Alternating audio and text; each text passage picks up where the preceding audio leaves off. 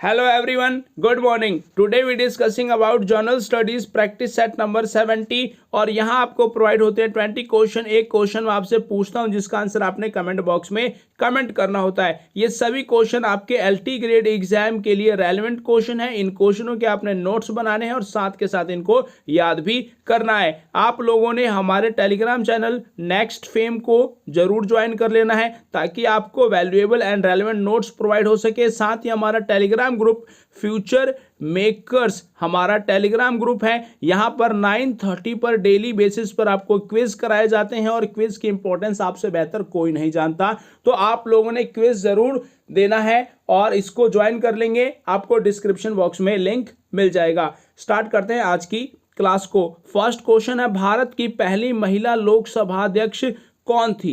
Right answer Meera Kumar Bharat की पहली महिला लोकसभा अध्यक्ष थी और इनका टेन्योर कब से कब तक रहा? 2009 से लेकर 2014 तक। यह किस राज्य से बिलोंग करती हैं? तो यह बिहार राज्य से बिलोंग करती हैं और इनके फादर का नाम क्या है? जगजीवन राम। जगजीवन राम के समाधि स्थल को समता स्थल के नाम से जाना जाता है और यह दिल्ली के राजघाट के ही पास पड़ता है। यह पॉइंट भी आपके लिए इंपॉर्टेंट है। और पहले लोकसभा अध्यक्ष कौन थे? तो वह थे जीवी मावलांकर, यानी कि गणेश वासुदेव मावलांकर। यह आपके लिए इंपॉर्टेंट पॉइंट है। वहीं सुषमा स्वराज से आपको याद रखना है कि दिल्ली की पहली महिला सीएम थी सुषमा स्वराज। निर्मला सीतारमण पहली महिला रक्षा मंत्री रही। वहीं पहले रक्षा मंत्री कौन रहते हैं? तो वह होते हैं बालदेव सिंह। यह पॉइंट इंपॉर्टेंट है। वहीं प्रतिभा पाटिल से आपको याद रखना है कि यह भारत की पहली महिला प्रेसिडेंट बनी थी और ये कौन से नंबर की प्रेसिडेंट थी? तो 12वीं प्रेसिडेंट थी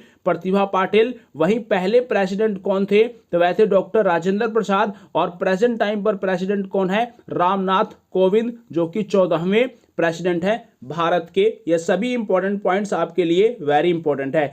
नेक्स्ट क्वेश्चन है, भारत सरकार को कानूनी विषयों पर कौन परामर्श देता है? राइट आंसर इसका क्या है? अटॉर्नी जनरल भारत सरकार को कानूनी विषयों पर अपनी एडवाइस देता है। यह highest law officer of India होता है। यह पॉइंट भी आप याद रखेंगे। इसको महान्यायवादी भी कहते हैं हिंदी में। तो यहां से एक क्वेश्चन आता है कि यह किस आर्टिकल में है? तो आर्टिकल 76। यह पॉइंट आपके लिए इंपॉर्टेंट है। अटॉर्नी जनरल क्या करता है? एडवाइस करता है यूनियन गवर्नमेंट को ऑल लीगल मैटर्स पर। यह पॉइंट भी याद रखेंगे। नेक्स्ट क्वेश्चन है, उच्चतम न्यायालय के न्यायाधीशों की संख्या में वृद्धि करने की शक्तियां किसके पास है? राइट आंसर संसद के पास है। उच्चतम न्यायालय में न्यायाधीशों की संख्या को बढ़ाने की शक्ति, और यह किस आर्टिकल में है? तो यह आर्टिकल 124 में है। नेक्स्ट क्वेश्चन है, भारत में पंचायती राज प्रतिनिधित्व करता है। राइट आंसर क्या है?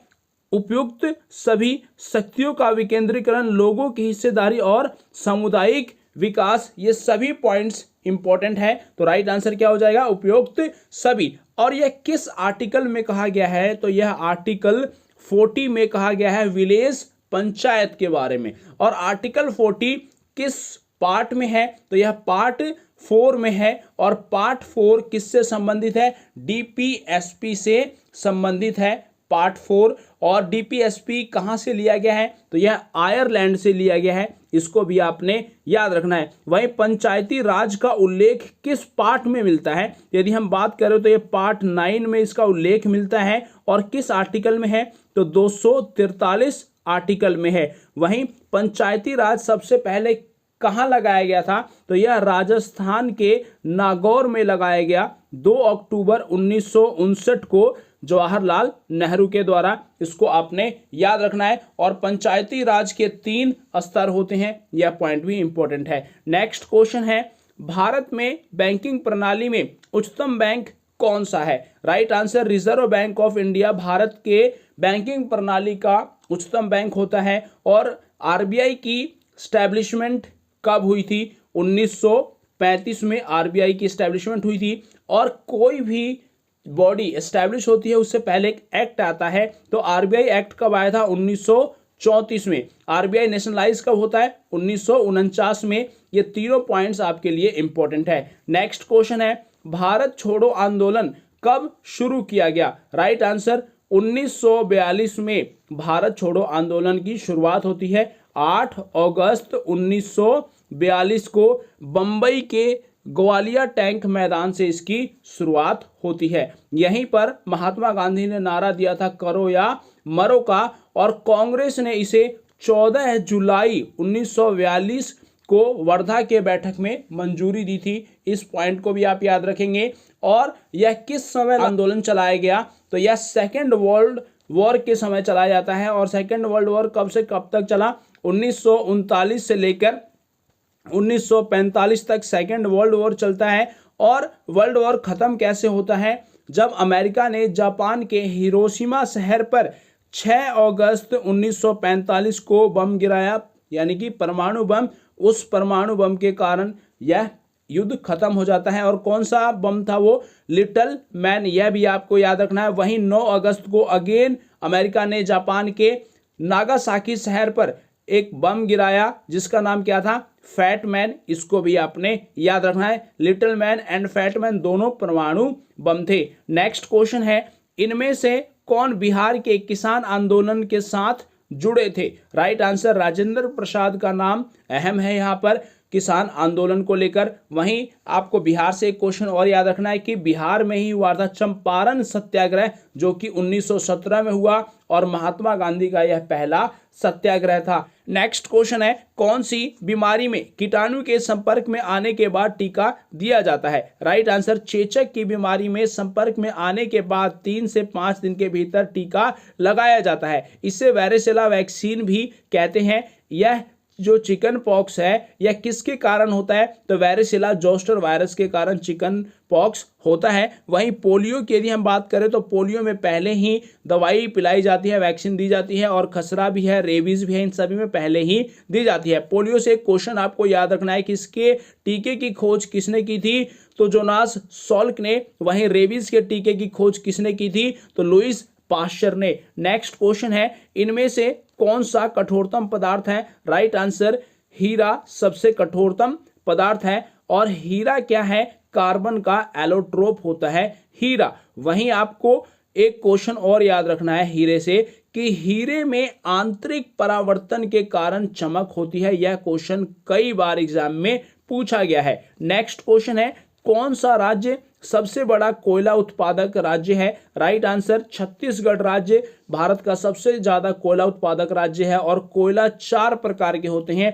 पीट, लिग्नाइट, बिटुमिनस और एंथ्रासाइड। ये 4 प्रकार के कोयला होते हैं। एंथ्रासाइड सबसे बेस्ट कोयला होता है, वहीं पीट सबसे घटिया कोयला होता है, और लिग्नाइट कोयले को भूरा कोयला के नाम से जाना जाता है। नेक्स्ट क्वेश्चन है, नाटो की फुल फॉर्म क्या है, तो right answer North Atlantic Treaty Organisation NATO की फुल फॉर्म है। और इसकी स्टैब्लिशमेंट कब हुई थी, 1949 में इसकी स्टैब्लिशमेंट हुई थी। इसका हेडक्वार्टर कहाँ है, ब्रुसेल्स बेल्जियम में इसका हेडक्वार्टर है। नेक्स्ट क्वेश्चन है, स्टैच्यू ऑफ लिबर्टी अमेरिकी लोगों को किस देश के द्वारा भेंट किया गया था। राइट आंसर फ्रांस के द्वारा यह भेंट किया जाता है। और इसके आर्किटेक्चर कौन थे, तो वह थे फ्रेडरिक ऑगस्टी बार्थोल्डी, इसके आर्किटेक्चर थे। वहीं इसका निर्माण किसने करवाया, तो गुस्ताव एफेल ने इसका निर्माण कराया था। अमेरिका को इसे 28 अक्टूबर 1886 को सौंप दिया फ्रांस ने। यह सभी पॉइंट्स आप याद रखेंगे। और यह कहाँ स्थित है,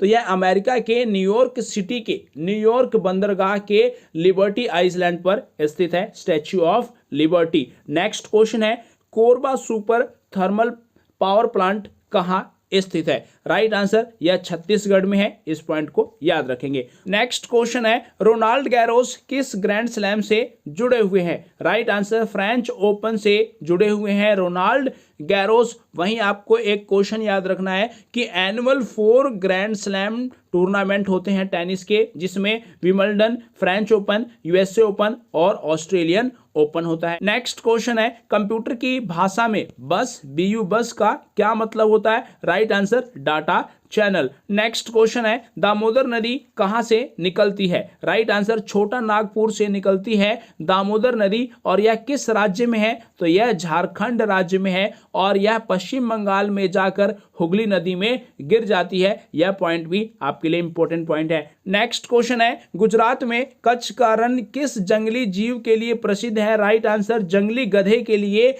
यह फेमस है और यह एक खारा मरुस्थल है। यह भारत का सबसे बड़ा वन्य जीव अभयारण्य है। इस पॉइंट को भी आपने याद रखना है। नेक्स्ट क्वेश्चन है, शांतिवन किसकी समाधि स्थल है? राइट आंसर, जवाहरलाल नेहरू की समाधि स्थल है शांतिवन। यह आपके लिए इंपॉर्टेंट है और यह कहां पर है? तो यह नई दिल्ली में है। नेक्स्ट क्वेश्चन है, भारत का पहला गृह मंत्री कौन था? राइट आंसर, सरदार वल्लभ भाई पटेल भारत के पहले गृह मंत्री थे और इनका टेन्योर 1946 से लेकर 1950 तक रहता है। यह पॉइंट भी आपके लिए इंपॉर्टेंट है। और भारत के एकीकरण में अहम भूमिका किसने निभाई थी? सरदार वल्लभ भाई पटेल ने। नेक्स्ट क्वेश्चन है, मैंग्रोव जो तटीय जल में उगते हैं उन्हें किसके रूप में वर्गीकृत किया जाता है? राइट आंसर क्या होगा इसका? Heliophyte, halophyte, xerophyte, epiphyte.